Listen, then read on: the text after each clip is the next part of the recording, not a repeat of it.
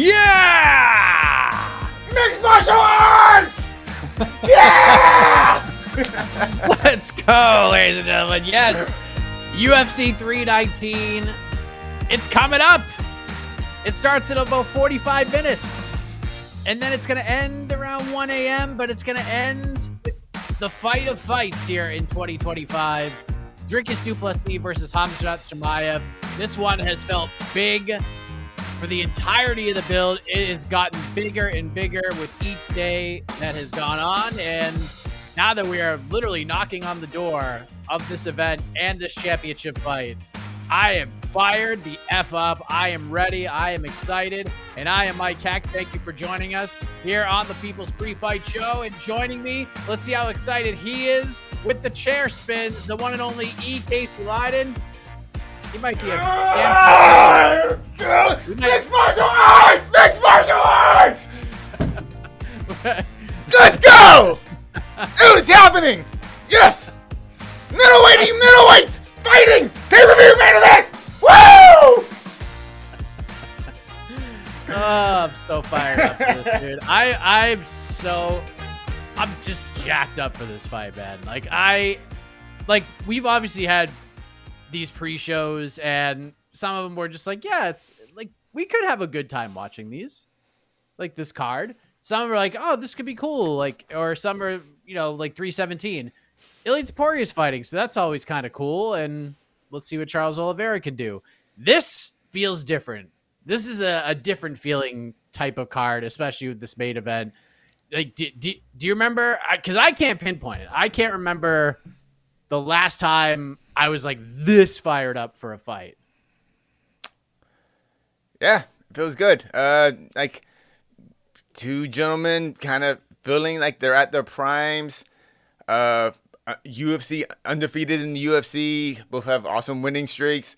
Both have kind of looked unbeatable, but also kind of susceptible. But yet they still win.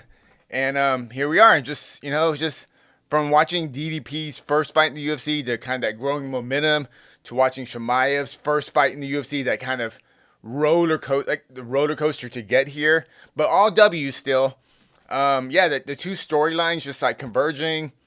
And then, yeah, it's just it's awesome. Awesome main event.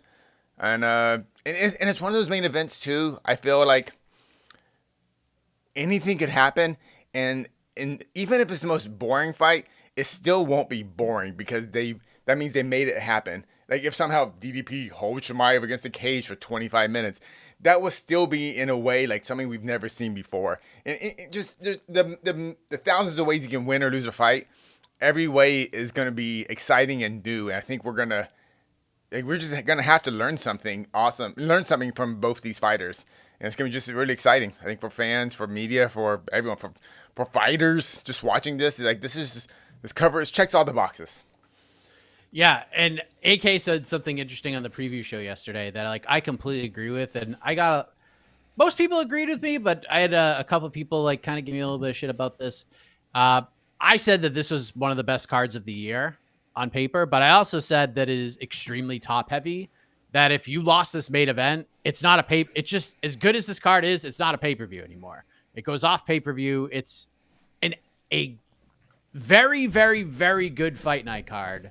If you lose this main event, I'd still be pumped up if this was the fight night card without DDP Khamzat, but with DDP Khamzat, it just puts it on a whole other level. Because all these fights are interesting. There's stakes attached to literally. I'm intrigued by every single fight. The tough flyweight fight, they're fighting for something big. They're fighting for a contract, and it's a big deal to those two guys. And one, Joseph Morales, is trying to get back into the UFC, and Alibe Adiris is an undefeated stud. Their story there.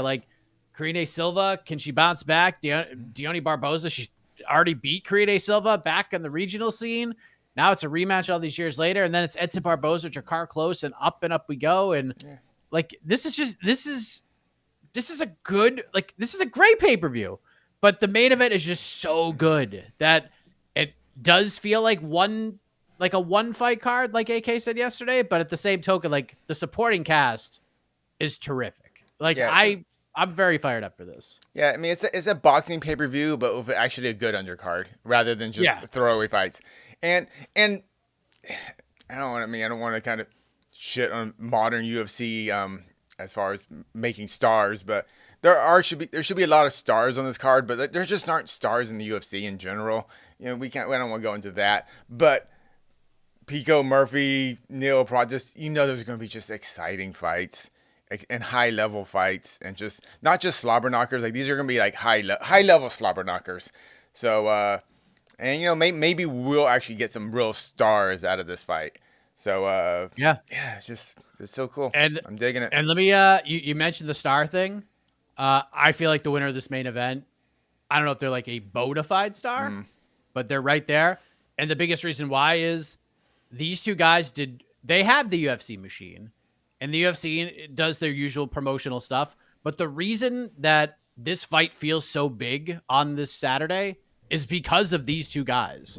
Like what Dricus and Hamzat have done this week, those two guys together have made this fight as big as it is. Dricus with Media Day, the press conference, the first face-off, Hamzat shoving DDP yesterday. Like, these two guys made this what it is.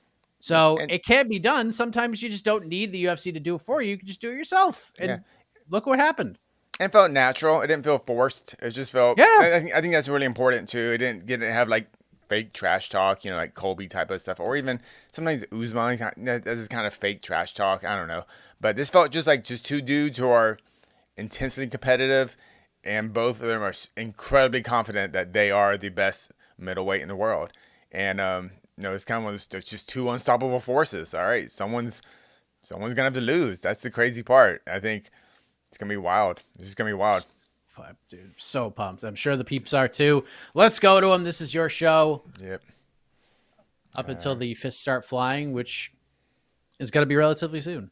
All right. Let me hit the super chat first. Last Stand 001. What does a KO do for Pico? Well, I think I know the answer to this. Defeating just a W would be Pico's by far his biggest win of his career. By far. And he'll be taking an O away from Lerone Murphy. What's Lerone Murphy in the UFC rankings? He's top 7, around there. Let me see. I think he's like 8, maybe 8. He is number 6. Number 6. Yeah.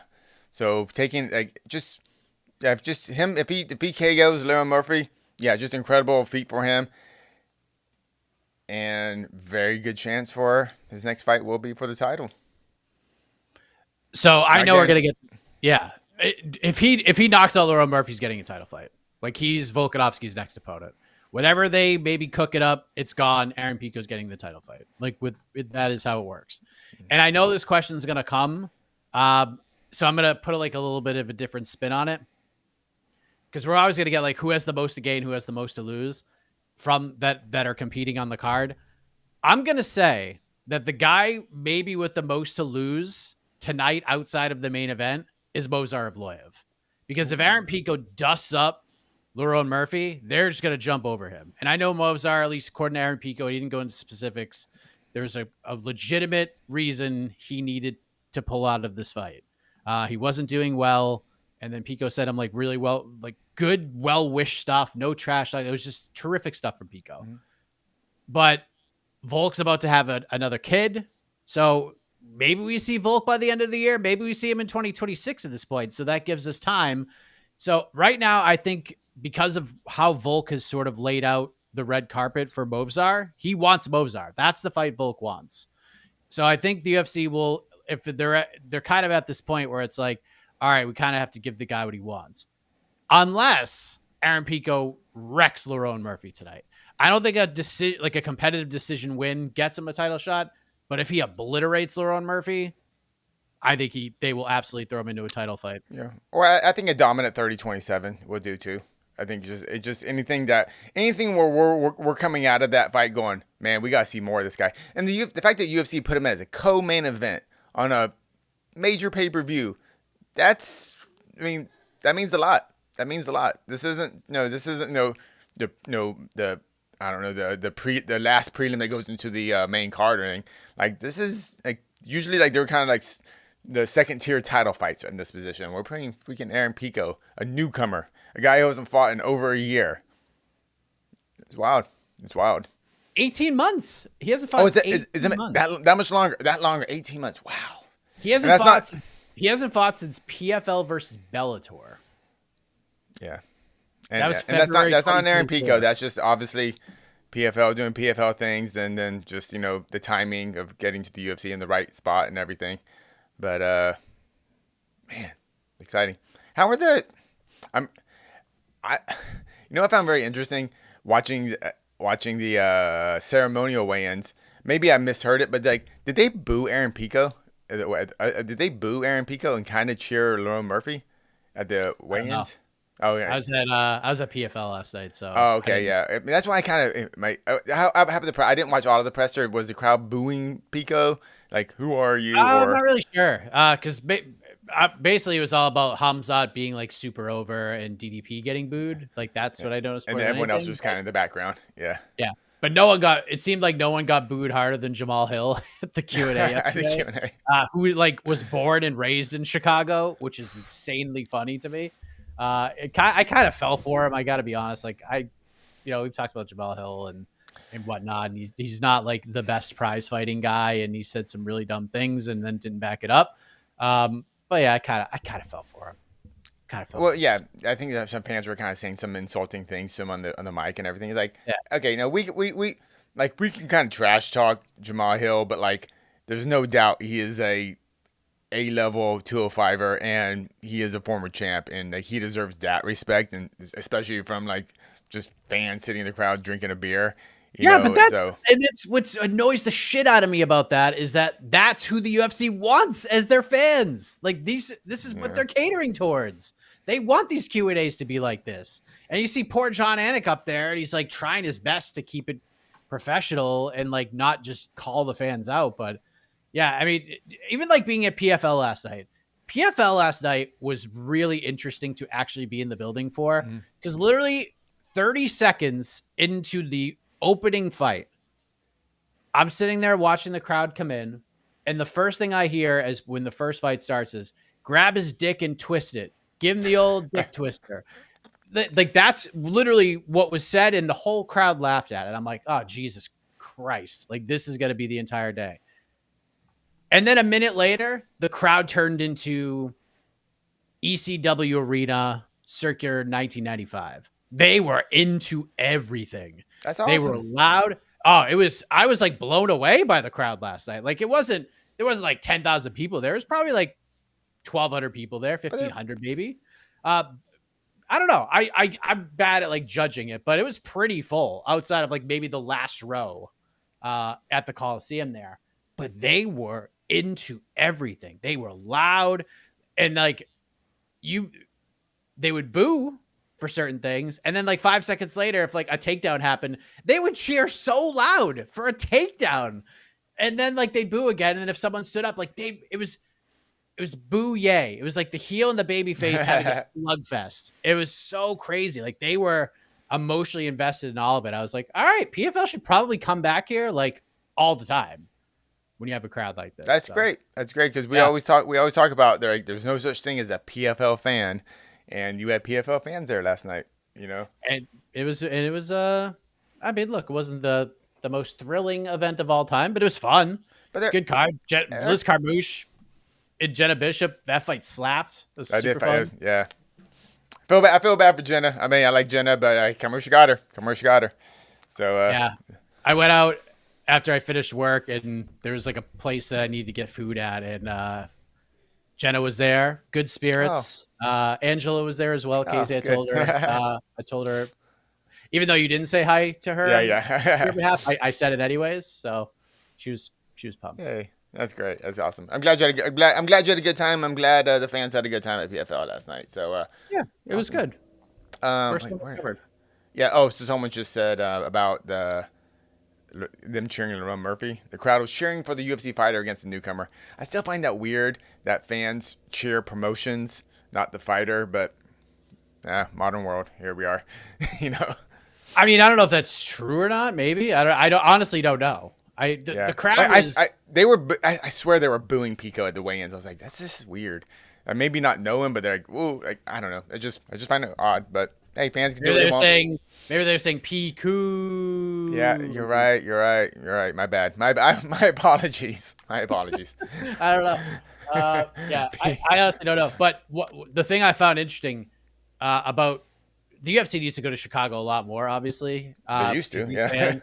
These fans are super into it. Apparently, there's the Chicago people are so invested in this card that the UFC had to like move some things around, and they actually released like more tickets today.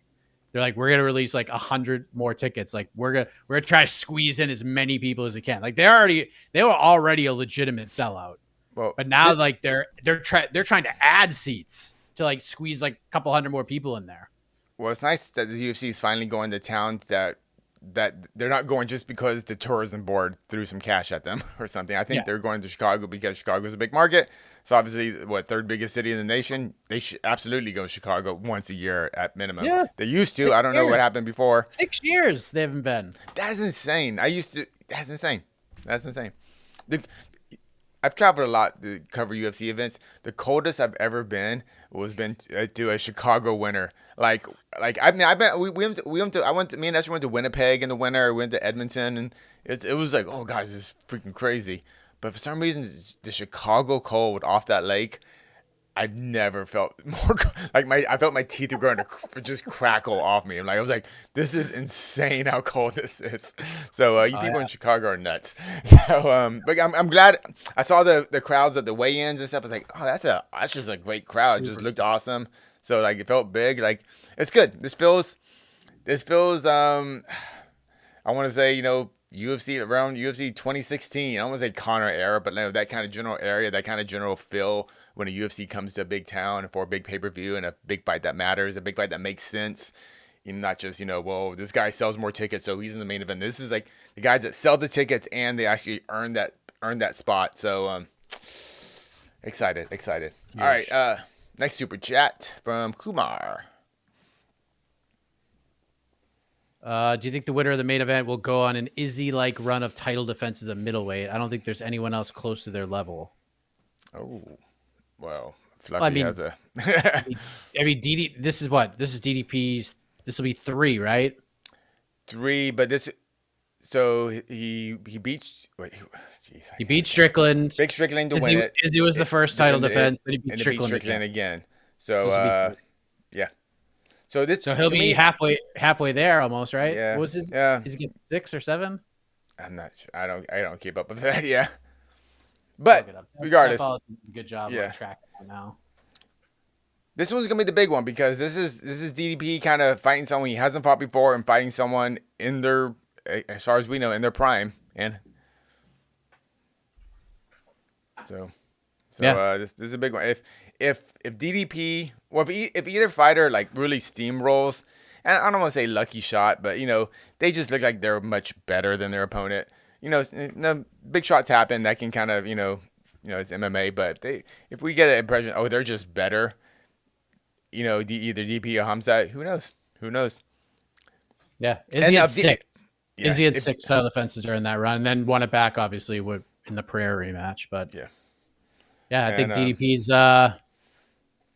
on his way. I don't see a world where Hamzat defends 6 times. But it's funny when Hamzat was that guy. And now DDP is that guy who he can see becoming that guy. When Hamzat was in his his first 4 fights, we're like, oh, this guy, he's gonna be the next everything, at middleweight and welterweight. And now we're kind of seeing him as right now. Well, clearly he's very good and championship caliber, but is he like all-time great type of level of talent? We don't know. We're going to see tonight. Tonight's going to be the first step. Tonight's the first step. Dude, I don't know if you got a chance. How much of the timeline did you watch? I watched the entire thing. Oh, okay, cool. Yeah, so I always like to, before I schedule it, I like to watch the whole thing. I want to see what it looks like because I'm obviously curious about it. And then I just want to make sure like everything's good before I like schedule it. Not that I don't trust you. Yeah. But This to me, this might have been my favorite one that I've like been a part of. Like after seeing it all come through for just a variety of reasons. Just one, Hamzat's career is just so wonky. Everything that happened and just all the ups and downs and how wrong we were about him in a lot of respects. And DDP as well, outside of Jed. But yeah, it's just so wild to like go back and see how many different backgrounds I had doing shows. Like, everyone, all of us. Yeah, we all have different backgrounds, different hair, everything. I've moved a lot since I've been at MMA Fighting. I've had like 5 different locations. But yeah, just so good. Like it was just so fascinating seeing both of their careers play out. Yeah, and just like our kind of this coming to terms with like, oh, this is gonna be a dude we're gonna be talking about a lot. Like I love putting in. It's not making fun of anyone, but like when guys are new to the UFC and we don't know their names. Like, do you remember how you said his name the first time? Khamzat Chimaev. Chimaev.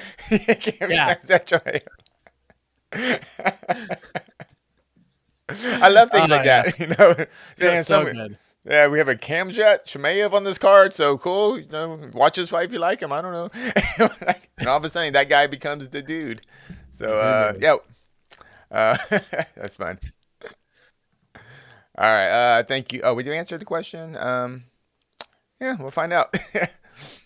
I mean, look, Hamzat's just such a wild card that I just don't have faith in that. And plus, like, Hamzat strikes me as a guy that's like, I'll defend it once and then I'll go try to win the light heavyweight title. Or, you know what I mean? Like, he's just going to do kind of weird, wild stuff. Yeah. So, and it's just, Hamzat it's really hard. Now, everyone's got their, their takes and everything. But, like, there's just not that much footage on Hamzat, especially at middleweight. I mean, we're kind of like, well, he gassed against Gilbert Burns. You know, that was at 170. That was against Gilbert Burns when Gilbert Burns was still, really good. And the Kamaru fight is like, well, how good is Kamaru? Because Kamaru's still clearly very good, because we saw what Kamaru did to Buckley, and that's a young stud, and he just handled Buckley easily. So like Kamaru still got it too, So like I don't know, it's just there's the 3 actual middleweights that he fought along the way were John Phillips, Gerald Mearshart, and Robert Whittaker. Yeah, because like Uso was a middleweight fight, but it wasn't like it was just a welterweight coming up on short notice, but.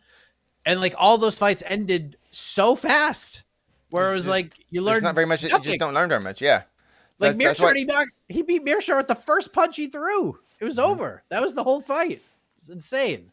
Yeah, so we just don't know. We just don't have that much data on Chimaev. And my thing is like, well, DDP's done so much more at middleweight. I was like, yeah, he has, but like I look at DDP's resume at middleweight.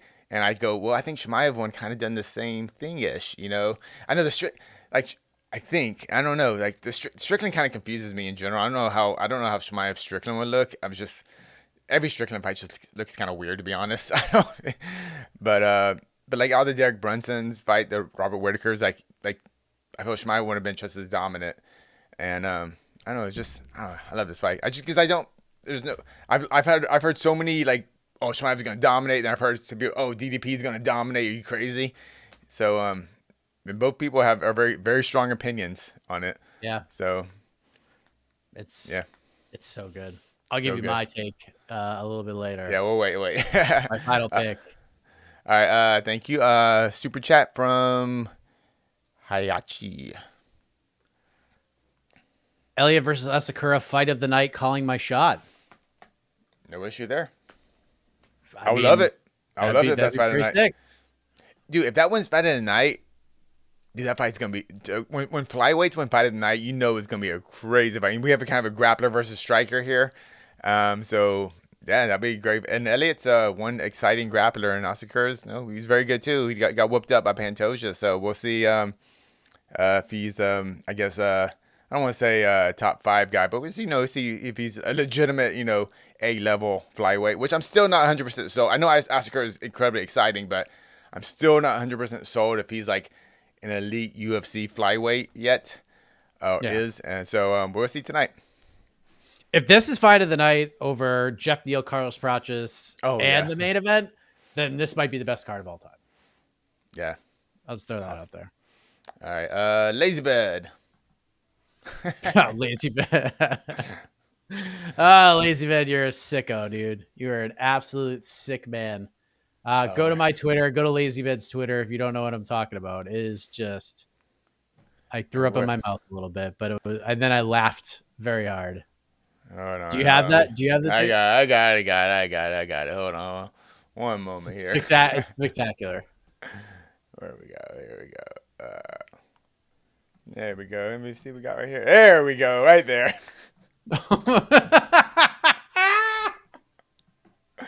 What the heck? Oh, what a sicko, dude. What an absolute psychopath. What are we looking at here? We are going to get demonetized from this image. I don't even know what to say. Who are you more impressed with? Jed or AK's physique? I'm not sure. I don't know. AK is just like hilarious though. Oh my god. Oh, it's unbelievable. Well done. AK. Jed looks like somebody like that should be like super. It's one of those things like, oh, he looks like somebody so obvious, but you can't think of the name. It's got to hit me at some point, but I can't put my finger on it. Thank you, Lazy. Thank you. So funny. All right. Justin Cash. Free Alvin Hines. I know. Hey, look, I'll give him a pass. I mean, just think about it. All the stuff he popped for, he only got a year, which tells you, I mean, that was like the first thing I noticed when everybody, because I got tagged in that a whole bunch of times, obviously, because Alvin is the next coming of Parker Porter, even though Parker never got a failed test. Having said that, he roided up or did all that shit before he got signed to the UFC. And that was pretty much what the release said as well. I wonder if he did declare it, what would have happened? Would he just not have fought and just been outright released? I don't know. But then he became like such a cult figure after that fight. So yeah, dude, a year for that laundry list of anabolic steroids, and he only got a year. I'm assuming, I've been pretty good. Yeah, I didn't know. I didn't look too much details. I'm assuming the levels were. I mean, even though a lot of things were in it, but the levels were relatively low. So, yeah. It said it basically said like, yo, you took like everything, you just took it a long time ago before you signed with us. So you definitely did it. You just didn't do it while you were under contract with us. So, you get a year instead of like 3. All right. See you in a year, Alvin. Or Sagar, $10 super chat. Thank you, sir. Thank you. Let's leave my room and head to the fights. Oh, sick. Enjoy. Attending my 40th live fight. Nothing better. No questions for me. Just give it the good work, boys. Thank you, Cigar. My man. Enjoy. You have a great time over there. Have a great time. Damn good one to go to. It's very rare that I was like, damn, I wish I was like in the building covering this one. It doesn't happen all that often anymore. Tonight's like one of those nights where I was like, shit, kind of wish I was in the building for this one, but we'll have some fun on the watch party for sure. All right. And hold on one moment. All right. Next super chat from Achilles Jr. Oh, God. Bing Rips, let's go. Guys, can you recall a moment where you just missed a sick KO sub because of a bathroom break, etc.? There's been a whole bunch of those. I'm trying to think have there ever been like really like big, famous ones? Oh, man. I know it's happened a couple of times on the watch party. Like, I don't know, like someone was it you? I remember a couple of times. I don't know, you're like peeking at your phone or just looking to the side and like you look over. Do you remember what fight that was? I was probably looking at the laptop or something just to see like numbers and everything. It was like lining up okay. That was Alex Pereira kicking Yuri Prochazka in the fucking face in the rematch. Because it happened right at the beginning of the round, the beginning of the second round, I think. Yeah. Yeah. So that was that. That definitely happened with that one. And there's probably like another one on the watch party as well that Yeah, I I can't. missed. But like peripherally you could see it, but it's not. But I'm like a half second behind because the peripheral vision sees it, but the brain hasn't caught up to it quite yet. So GC would be like off the walls, and I would just be standing up as this is happening. So I would say that's probably like the most thing. I almost missed the Leon Edwards head kick knockout Oh, to Usman because like it got to the point where I was like, all right, it's fuck, this thing's over. Like this is ridiculous. What are we doing here? Um, I'm done. Oh, you know what? You know what? I'll tell you the one that I missed. It was recent. I watched 20 plus minutes of Johnny Eblin versus Costello von Steenis. oh, And I was like, all right, Eblin's gonna win like a decision, and it is what it is. So I have to go set up for the fan Q&A, which is gonna start like 15 minutes after the fight because I think you were on vacation or something. yeah, it wasn't. Yeah, Uh, and then I see Slack, and it's like, holy shit! Oh my god, what happened?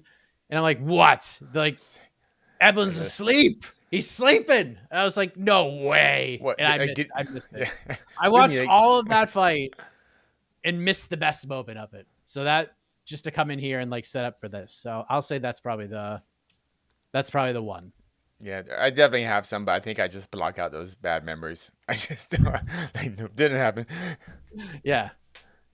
All right. Thank Good you for question, the super bro. chats, everyone. Let me talk about some the regular questions.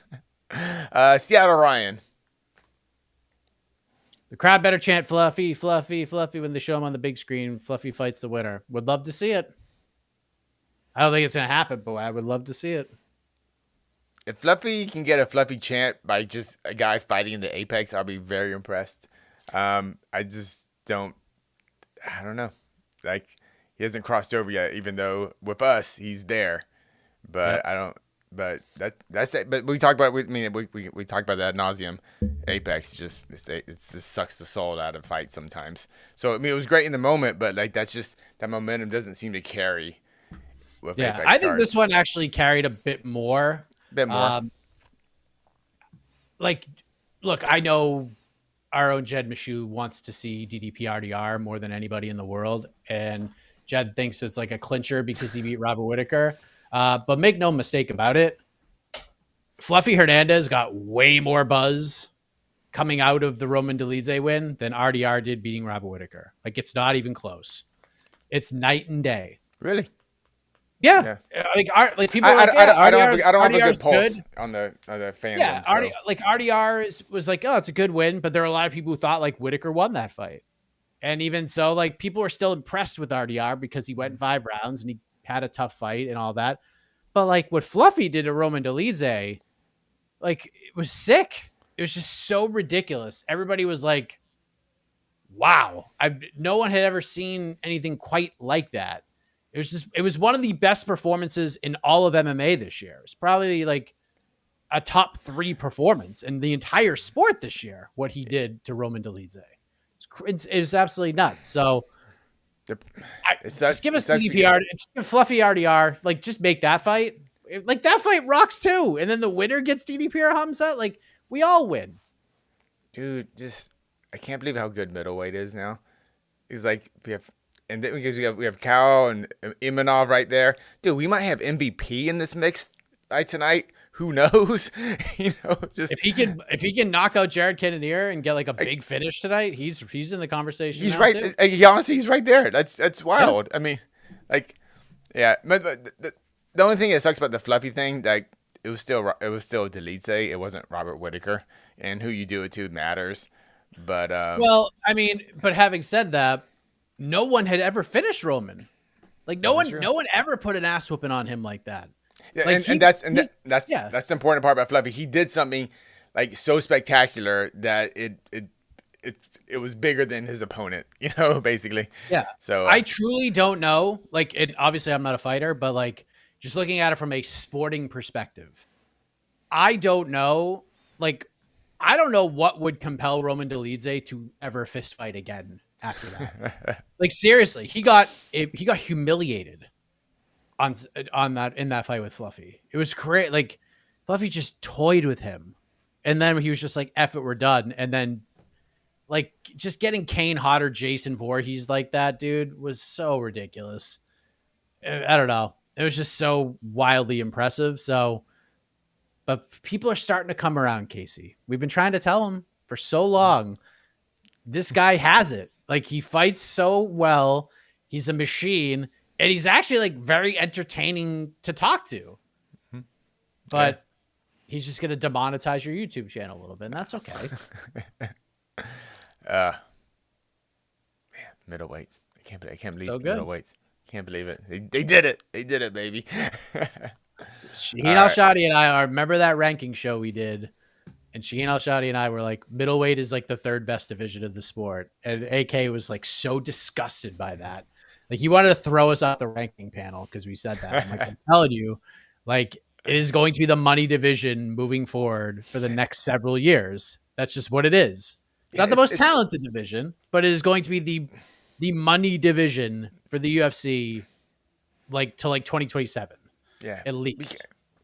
And because sometimes UFC matchmaking is like, all right, what I guess, but for somehow like whatever their misses on some other weight classes, middleweight, everything kind of lined up perfect, and you just have so much. There's so much. Dude, I mean, is he still there? Strickland's still there. I mean, it's incredible. Like you have 10 guys, I think maybe 8 to 10, who are like they're all like 1-2 fights away from being at the top.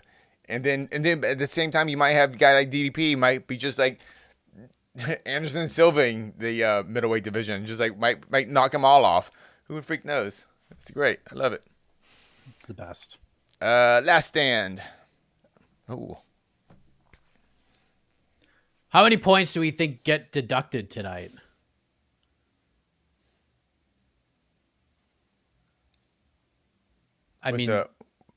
I'll say if there's a betting line, 0 is minus 17,000. I'll say 1 is plus 600. 2 plus is plus 35,000. We get 1 point deducted tonight. Who would get a point deducted? Should we just see some weird fence grabs or is this any weird? Tim Elliott. Tim Elliott has literally. Yeah. Tim Elliott has literally said in interviews with us, you could go back and check it out. It was after the Tagiro and Bekoff fight.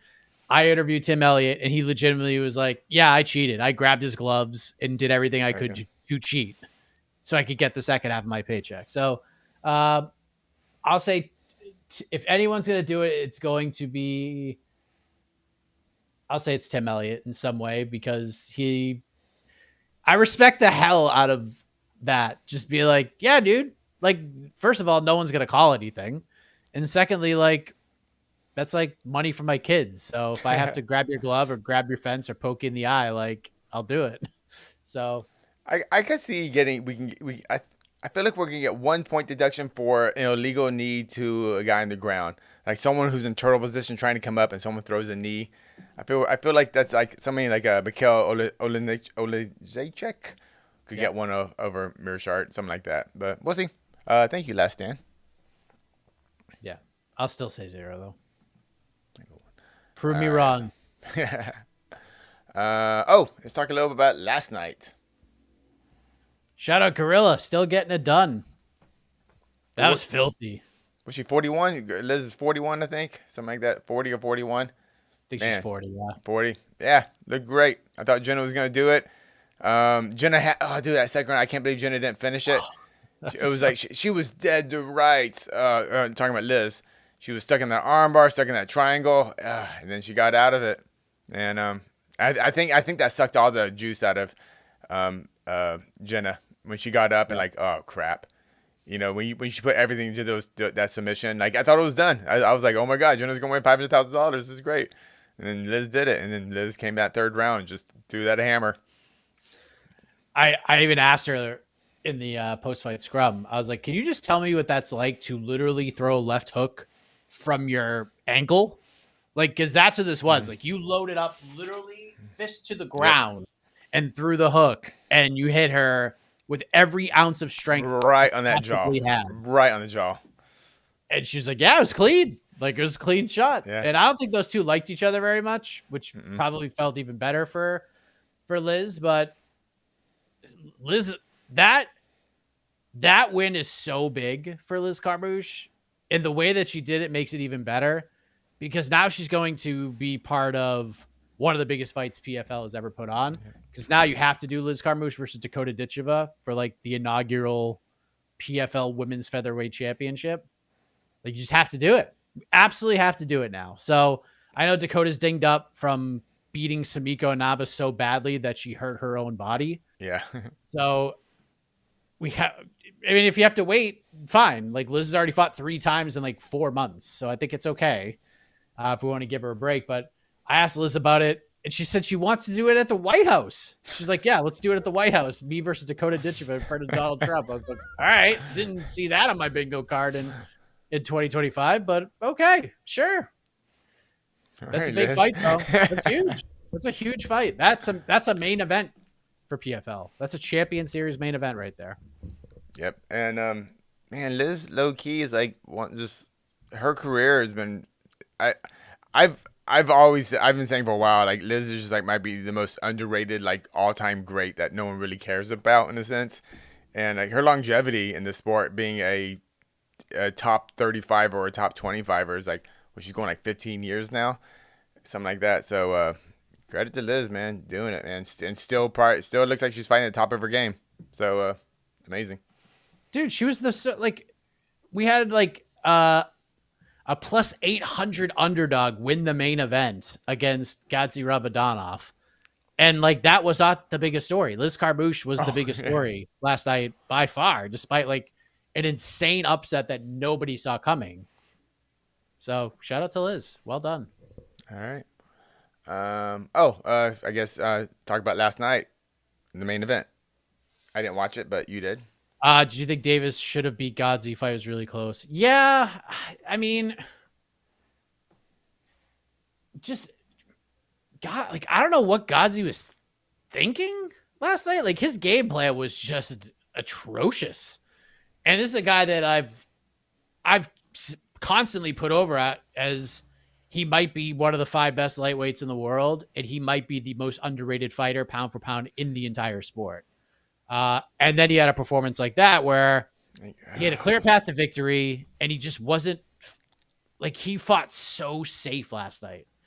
It was brutal. He's so predictable, and it was just like I was saying, he tried to win like a workman-like decision, and I get it. The difference between losing an exciting fight and winning a boring decision for your bank account with this type of scenario is massive. Like, $500,000 is $500,000, and at the end of the day, the fans aren't paying you that money. The promotion is, and if you have to beat a guy in boring fashion 50-45 because you tackled him and had 4 minutes of control time every round, who gives a shit?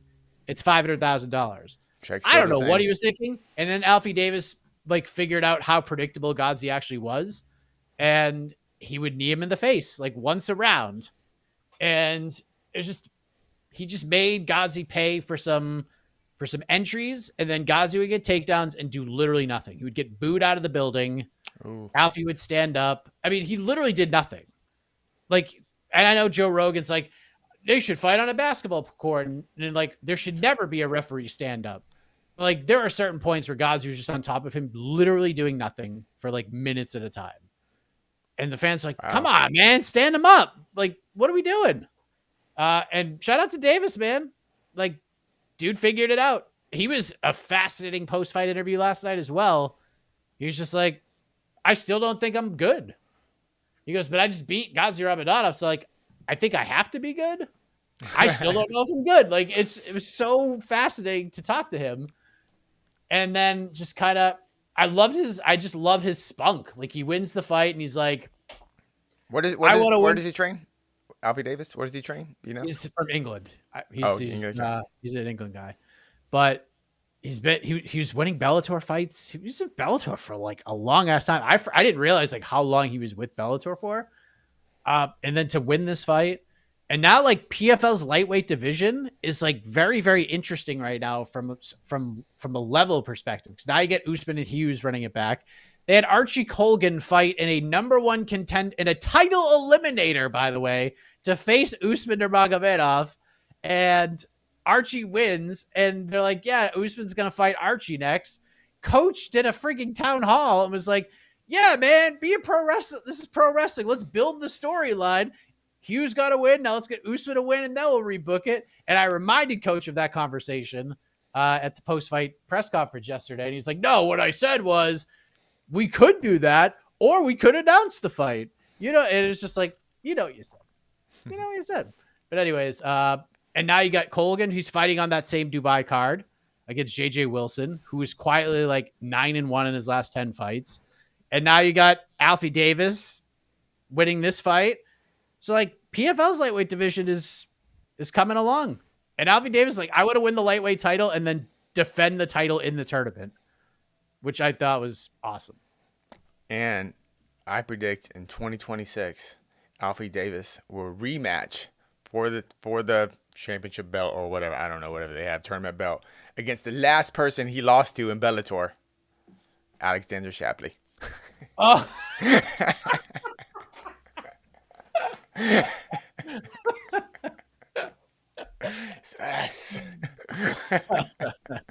Nice. You're like, where's this going? Where will you rank Shapley if he wins that fight? Oh, he's back, baby. You're out, Pimblett. You're out. You're out. Oh my God. Holy shit. All right, 3:30 or 6:30 your time. I'll let you know. We can keep going for it. Oh, go on. All right, let's keep going. Yeah, broadcast just started. We have the Hamzat DDP graphic. By the way, according to DraftKings, at least that's what the UFC uses. Hamzat minus 270. The comeback on DDP right now plus 220. According to what the broadcaster showed. That is and Jesus Christ.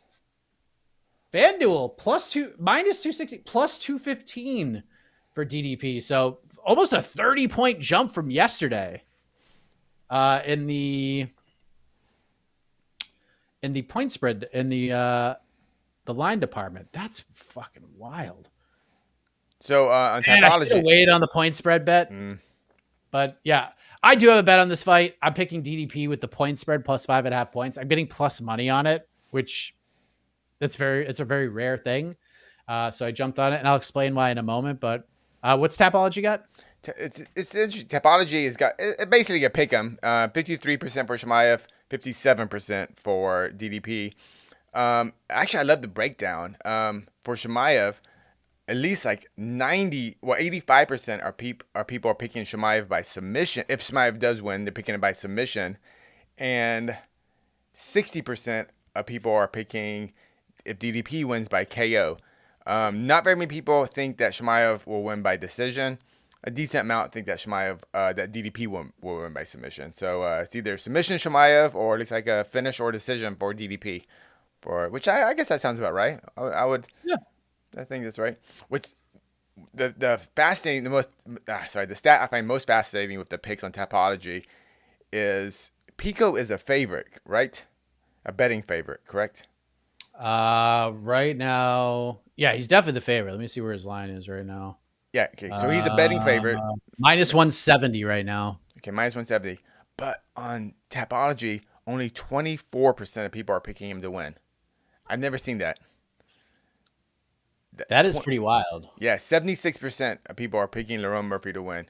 And that is not what the betting line says. So I find that very unique. Like everything else, I'm assuming Prates is a big favorite. So, almost everyone's picking Prates to win. Obviously, he's actually not. I mean, Prates is the favorite, but he's not a big favorite. Minus 198. A lot of people. Jeff Neal's a pretty live dog. I don't think anyone's gonna be shocked if Jeff Neal wins. Yeah. Yeah. Tyus Kerr is a big favorite. Page is minus 210 right now. I'm assuming Susser. I don't know how to say his name. Susakayev. Susakayev is he the biggest betting favorite? He's like 97% of people are picking. He is a minus 1150 favorite. Wow. And he fought 2 days ago, 15 minutes ago. He fought like Tuesday, Fought Tuesday right? night. Fought Yeah. Tuesday night. Let me tell you about what the UFC has done here. This is absolutely brilliant. I love what they're doing here. They're giving him the big push off Contender Series. Like the thing is, like if you're gonna fight on Contender Series, like fight on the bad cards and just be good, because then you're a hero. But Sarsakaev's got a great story. Anyone that I've ever spoken with who has trained with this guy is like, this dude is an absolute killer. Just wait and see. And we're finally going to get it. And he's fighting Eric Nolan, who is a CFFC welterweight champion. Dude's fun, finishes fights. He's a Marine. Like all things that like you like in a fighter. He's a welterweight and he's fighting a massive middleweight who is going to hammer him tonight. Like this is just great matchmaking because Sarsakaev is gonna beat Eric Nolan. He's gonna finish him in like highlight reel fashion. He's gonna get a bonus. Shit, he'll probably fight again in a card in September. Like this is brilliant, and they're putting it. He's the featured freaking prelim. Hasn't even none of these guys have had a UFC fight, and they're the featured prelim. Nuts. This is brilliant. Drakkar Klose, Barboza, what? They got like at least 20 fights each in the UFC. Like way at the bottom. Yeah, they're on fight. They're on the Fight Pass prelim. So it just kind of goes to show you like this is a good card. Like Sarsakaev, I'm very interested in right now because they presented him in such a big way. And again, the matchmakers have done a really good job. And I don't know if they're like enhancing their scouting department at all, because they seem to have their finger on the pulse a little bit these days. I mean, just look at the dudes that they're signing right now. But digging out Eric Nolan out of like all the possible guys was brilliant. Like it's just so brilliant. I love what they're trying to do here. And Eric Nolan's gonna go after this man and try to take his head off. It's just not gonna work out for him at all. So this is good stuff. Very, very good stuff. Good stuff. Okay, what else we got here? Oops, wrong. What's going on with Shane Burgos? Good question. I thought we might have. We're gonna try to do something. I meant to ask him, and I actually forgot. Shane Burgos is literally in my town like a week ago with his family, and like I was on his Instagram stories, and I was like, "Yo, you're back in." You're back in my town. He goes, "Oh yeah, I forgot you lived here. Like my wife wants to like, she's like begging me to move here." So I was like, "Oh dude, come to Command." I was going to ask him like, "Come to Command Center 4.0 and like, we'll just sit down and have an interview and we'll just like talk about what's going on with you." So he's a free agent right now. Oh, he is not under anybody's contract at this point. I know Shane wants to go back in the UFC. I know his name's come up at UFC press conferences. I don't know. I have no idea. Right. I like Shane a lot. Shane's a good dude. One of the best minds in the sport, dude. Yeah. And he's a super duper fight fan. Just a super fight fan. So just to kind of tell you how much of a fight fan that he is, Casey saw like one of the episodes. So my idea once we started doing the trivia game for the website was to turn it into a game show. And we had like Jose go up against like fighters in the 5-clue trivia game. So he went up against Markel Medeiros, and we didn't release any of these. We shot like a couple pilot episodes. And then the second pilot episode is Jose versus Shane Burgos. And it was like, Jose was like, this is the dream matchup right here because this guy knows everything. Shane just watches everything. He's an encyclopedia of knowledge. And, you know, look at Uncle Chael in the corner for Joseph Morales. There's Uriah Faber. All right. Do we have any more super chats, or you want to go to predict? Yeah, we're good. We're good. All right. Bonuses. Oh, bonuses.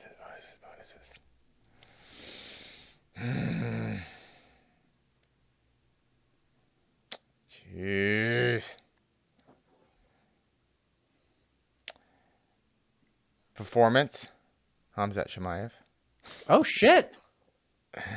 Performance. I'm going out on a limb. going on a limb because this could be the worst fight in the card, but I'm going to say Michael Venom Page. Just because I'm. Oh, wow. I'm so with you, by the way. I'm so with you. I'm predicting Michael Page. I'm picking the rare unicorn Michael Page finish tonight. I'm picking it. We're going, yeah. I see it. I see it. I see it. I do The vision's too. there. It's The vision's so there. funny. The vision's there. The vision's So there. funny. Like And, least likely finish on the entire card. We're both picking. Yeah. And for fight of the night, I'm gonna go with just my heart, and because I just want this to be a great fight, because I've kind of hyped it up in my head. Luby versus Andrade, because I love that fight. Fight of the night main event. Jimmy Sursakayev, as he will be known. Jimmy Sirs. Jimmy Surs. Jimmy Sus. Maybe I'll go Jimmy Sus. Sursakayev. Jimmy Sus is getting one for sure. You know what? I'm gonna will it. We're gonna double will it in. Page. I'm going Page too. I'm going Page too. Yes. I think Kaya Sakura is live for one. I think either Oleksiejczuk or Mearshart are live for one. Chase Hooper could be live for one tonight. I mean, there's a lot. There's a lot that could happen here. Yeah, a lot could happen. Aaron Pico might get one. He might get his title shot. Who knows? Who knows? Who knows? We're gonna find out. But let's go to our main card predictions. These lines, courtesy of our friends at FanDuel.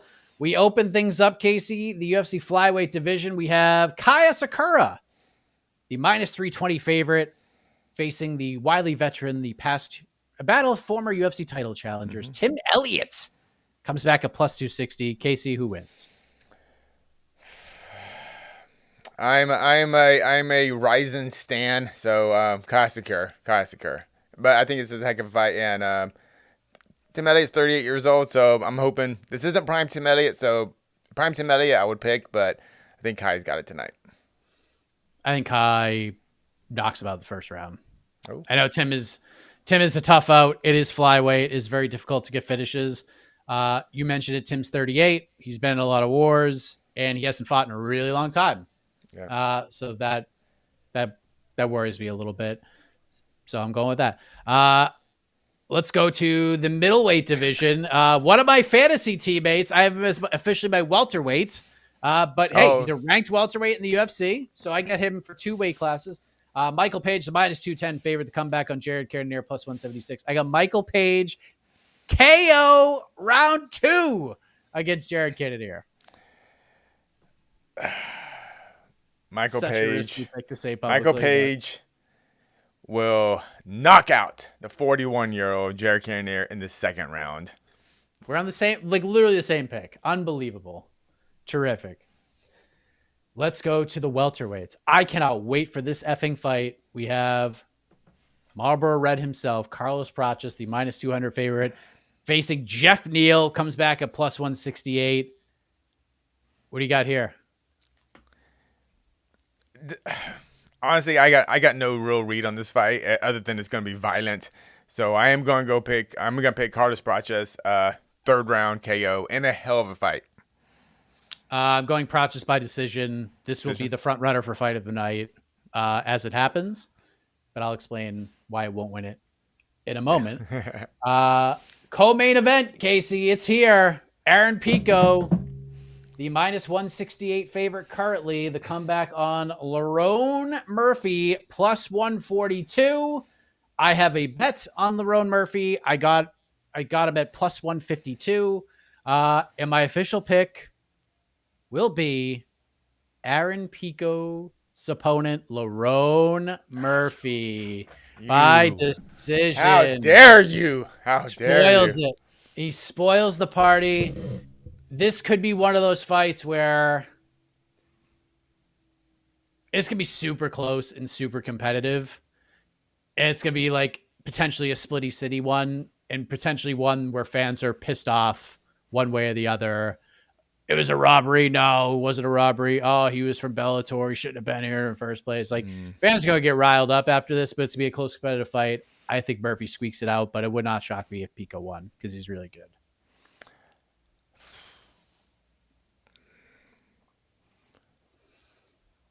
Pico 29-28 decision.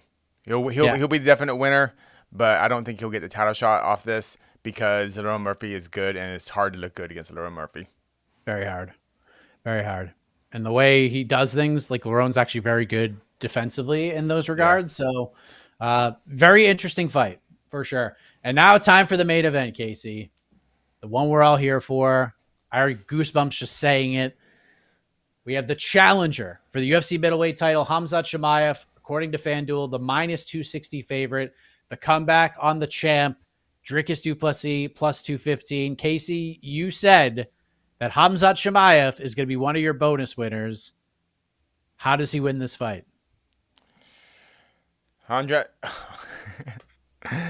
Chimaev submission, round 3. Oh, okay. I think it's to be a grappling heavy fight, and I think he will. I think he'll be the first guy to break DDP, and DDP is gonna be like, just take my neck. So we'll see. We'll see. Okay. So I've weighed this fight in my brain so many different ways, and I think the narrative and the storyline surrounding this fight could be true, could hold water. That Khamzat could wreck DDP early, finish him, and DDP could get some steam down the stretch and maybe get a late finish. Like that, those things could very well happen. DDP could also finish Khamzat early too. He's an absolute truck, and there's a world where that could happen. So I think the way people view this fight, like I think Khamzat is going to come out and have a really good start to this fight. It's going to win the first round convincingly.